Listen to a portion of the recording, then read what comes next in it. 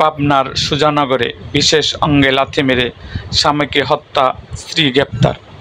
পাবনার সুজানগরে স্বামীর বিশেষ অঙ্গ অন্ডকোষে স্ত্রীর লাথির আঘাতে স্বামী মোহাম্মদ সবুজ হোসেন 26 নিহত হওয়ার অভিযোগে পাওয়া গেছে। এই ঘটনায় রবিবার 22 জুন শ্রী আমেনা খাতুন আন্নাকে গ্রেপ্তার করে তার সাথে 15 মাসের দুগ্ধ শিশু সহ পাবনা আদালতে প্রেরণ করেছে সুজানগর থানা পুলিশ। গ্রেপ্তারকৃত আমেনা খাতুন আন্না সুজানগর উপজেলার ধুলাই ইউনিয়নের জুরপুকুরিয়া গ্রামের আমিন সর্দারের কন্যা। নিহত সবুজ হোসেনের বাড়ি উপজেলার মানিকহাট ইউনিয়নের বুনকুলা গ্রামে। এ ব্যাপারে নিহতের চাচাতো ভাই রিফাতুল ইসলাম শনিবার 21 জুন রাতে বাদী হয়ে থানায় একটি হত্যা মামলা দায়ের করেন। মামলা সূত্রে জানা যায়, গত প্রায় 3 বছর পূর্বে সবুজ হোসেনের সাথে আমেনা খাতুন আন্নার বিয়ে হয়। বিয়ের পর থেকে মাঝে মধ্যে তাদের স্বামী স্ত্রীর মধ্যে ঝগড়ার ঘটনা ঘটত।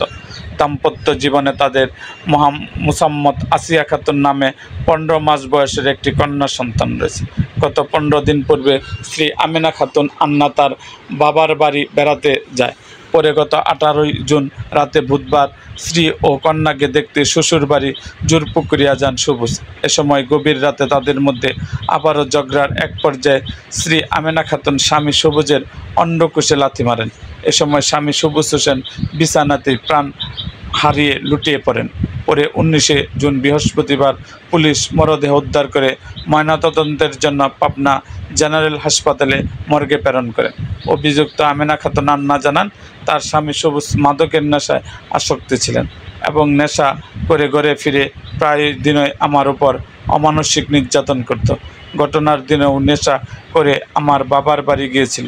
এ বিষয়ে সুজানগর থানা অফিসার ইনচার্জ মুজিবুর রহমান রবিবার জানান, প্রাথমিক জিজ্ঞাসাবাদে পুলিশের কাছে স্বামী সবুজ হোসেনের অন্ডকোষে লাথি মেরে হত্যা করার কথা স্বীকার করেছেন স্ত্রী আমেনা খাতুন আন্না। স্বামী নেশাগ্রস্ত হয়ে তার কাছে যায় এবং তাকে নির্যাতন করে তিনি এই ঘটনা ঘটিয়েছেন বলেও পুলিশকে জানিয়েছেন আমেনা খাতুন আন্না।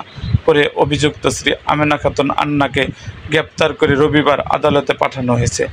আর মাতৃদুগ্ধপান শিশুর অধিকার, তাই আমেনা খাতুন আন্নার আবেদনের পরিপ্রেক্ষিতে তার 15 মাসের দুগ্ধ শিশুকেও তার সাথে আদালতে প্রেরণ করা হয়েছে। এরকম আরও ভিডিও পেতে আমাদের মুক্তাগাছার ইতিহাস মিডিয়া ইউটিউব চ্যানেলটিকে সাবস্ক্রাইব করুন এবং পাশে থাকা বেল আইকনটি বাজিয়ে দিন।